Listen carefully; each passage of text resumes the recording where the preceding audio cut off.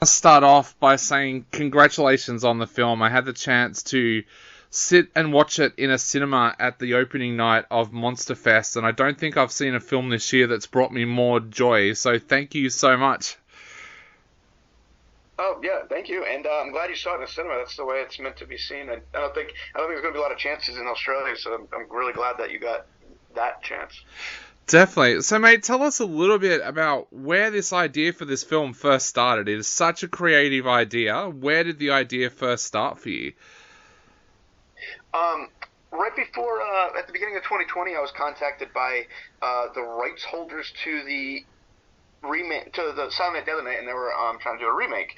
So they asked me to pitch on the remake of Silent Night Deadly Night, and I love the iconography of that movie, but the plot and the story isn't like something that's near and dear to my heart. So I really wanted to kind of up the ante on that, and the Terminator is one of my favorite movies, and I was kind of like, well, what if I make it a fucking killer robot Santa? And I got excited about it, and I banged out a treatment for the remake, and the rights holders respectfully declined my idea, saying that it was too far from the original and the fans would be upset.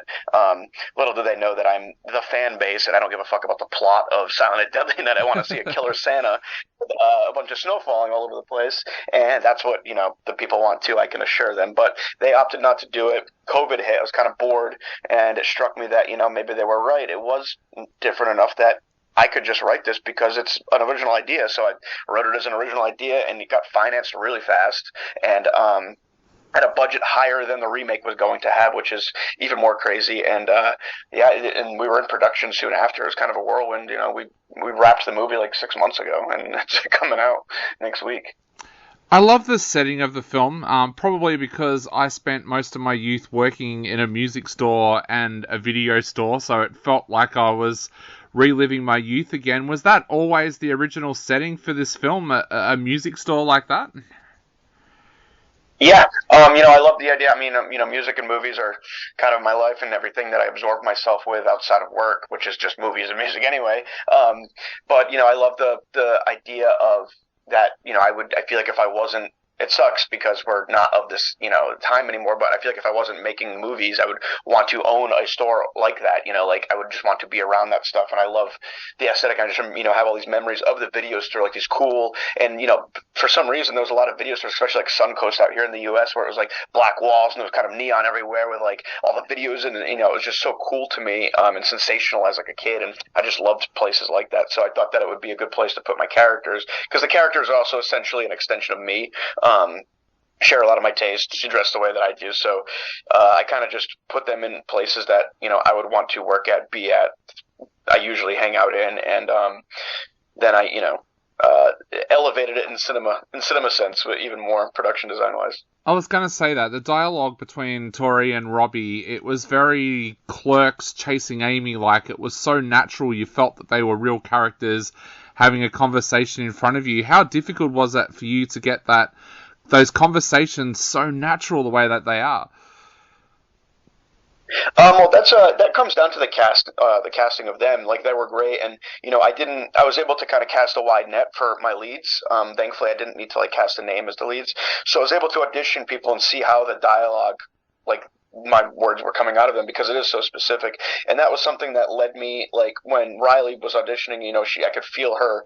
It felt like she was passionately trying to tell me how fucking good Pet Sematary 2 was, and I actually think Pet Sematary 2 is that good. So it felt very natural coming from her, and because they are so good at what they do, and because the shoot was long, we were hanging out a lot, and I like to riff. I like when the actors riff. I like when they use my words as a blueprint or a beat sheet, and then they kind of play off of it. So when they were becoming acclimated to my personality and how I talked and all that stuff, just spending so much time with me, a lot of that dialogue in the first half was thankfully on the second half of the shoot. So we were also comfortable with each other, and they were so comfortable with my personality, and they were able to kind of put that into the role. So everything just felt natural. And there's a lot of times like we would just, all three of us, work on the dialogue and like get it to a place and do rehearsal. We had to do a lot of rehearsals because it was shooting on film, and we would just get it to a place. And then my editor, he's a crackerjack editor too, and he was able to really like kind of across the board, like it was natural dialogue for me because I've had some of these conversations a lot. They're so good at their job, and they're able to even elevate that beyond it with their riffing, and then Josh was able to really snap and cut it. So it was kind of like a perfect agglomeration of everything coming together to really make it work. And how did you find Sam to play Robbie? Sam actually got up and spoke the other night at the premiere here in Australia, and he said that he was so convinced when he went for the part that he wouldn't get it because he was an Aussie and everything. How did you discover him, and what made you feel like he was the perfect Robbie? Well, same thing with Riley. You know, he auditioned and he was perfect. He looked perfect for the role, and the the motherfucker he made it a secret that he was Aussie, because we were casting for local LA just for budget reasons and all that. So his English accent, his American accent is really good, and you know he nailed the role. And I didn't need to like go through as like he was the only one really that I definitely wanted. So like I offered it to him a little bit earlier than Riley, and then his fucking Australian accent came out after I offered him the role, and I'm like, wait a minute, what the fuck is that accent? Are you in Australia, motherfucker? And it ended up working out, you know, because he was so good for the role. We worked it out, and he was able to we were kind of able to come to agreement to make it work financially for both of us. So yeah, his own sly tactics and good acting got him the role. Now, the other thing I loved about those two characters is so often when you go in and watch a horror film or an action film, the characters are so one-dimensional. Your characters were so 3D. Like I said before, it felt like they were right there and people that you knew. How important was that to you to get that characterization so right that these characters would feel real? It was very important. I didn't want to make a movie where the whole thing was a chase. I've done stuff like that before, sort of, and I wanted to make movies where it was like a hangout movie. I've never really made a movie where you're hanging out with the characters. It's always very action based. So that was important to me to do that, and I also like the shift of like from dusk till dawn. We're like halfway through, all of a sudden it's a different movie. So it's like, what if it's just innocent, like there's no really, these people have done nothing to actually get themselves in the situation, so we're not seeing like these events that they're doing that lead up to the robot coming to life. It's just we're seeing them hang out and they just happen upon being in the wrong place at the wrong time, and then the fucking movie completely switches gears, and then you're so much more invested in them when the action hits, because like I also don't know how much there's no way to stretch those set pieces anymore with the budget we had, so it's kind of like the perfect mix of hangout movie and then slasher. With that budget, where did you film? Because my co-host was so in awe of the fact that the street that they walk down at one point is all decorated up for Christmas and all the lights are on. Where did you film? Because it almost looks like a film set, but you know that it's not. Yeah, we filmed in Northern California, probably about 5 or 6 hour drive north of Los Angeles where I live. And I wanted to stay close to LA because our makeup effects warehouse was here. A lot of the actors were here. Like, I lived here, so I would be able to, come back on week or like bounce back and forth in pre-production, all that. So my producing partner put together a list of a bunch of towns that had because the script was written with a main street strip, like that where all these stores around, just like in the fucking movie. And we looked at like 30. This was the last one we were going through, and it was perfect. It was like I had written the script for this town, and then we started scouting there. We met with the film commission. They were so cool with what we were doing.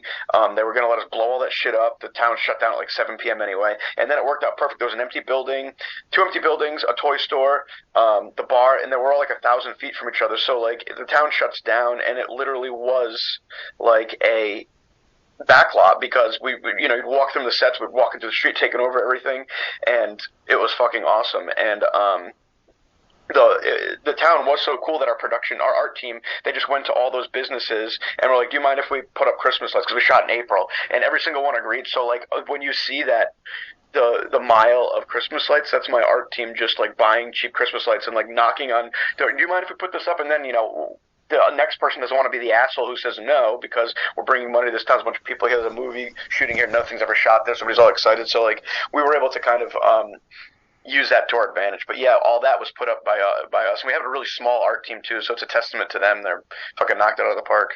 Well, it looks amazing. Now, I wanted to also talk about something else that looks amazing, and that is the Yeah, for a second. Sorry. The other thing that looks amazing is the design of the Santa robots. Tell us a little bit about the design and the special effects with those robots, especially when it starts to all fall apart for the robot. Yeah, I have an effects team that I've used for, this is the fourth movie we've worked together on, and they did the Hellraiser remake that came out. I don't know if it's over out there in Australia yet, but it just came out Yep. over here a couple months ago. They built all the Cenobites. They're fucking amazing. Some of my best friends, we'd always talked about how we wanted to build robots or animatronics, and so we finally got the chance. And our big thing was, how do you make it not look like the Terminator, which is obviously the most iconic endoskeleton ever? And it's like, how do you make it not look like that? How do you build upon that and don't try to draw from those comparisons? Because when you're making a metal skeleton, there's only so far you can go to differentiate it. And I love neon, and I love lights and colored lights and all that stuff. So like collectively, we came up with the idea to make a transparent shell of the robot that had like basically like neon lights underneath, so that it glowed, and like if you saw it in the darkness, you would see these strobing neon lights throughout the body. And then obviously only having half of its skin come off, it can preserved the Santa identity. Like, I just thought the robot with the half Santa face looked so fucking awesome, and the green laser eyes that just, no matter what, you could see him almost like a sniper scope from far away, and it's like you see those things go across you. So we took those steps to kind of fuse my aesthetic and the stuff that I like into a conventional endoskeleton robot that we could differentiate from the Terminator as much as possible.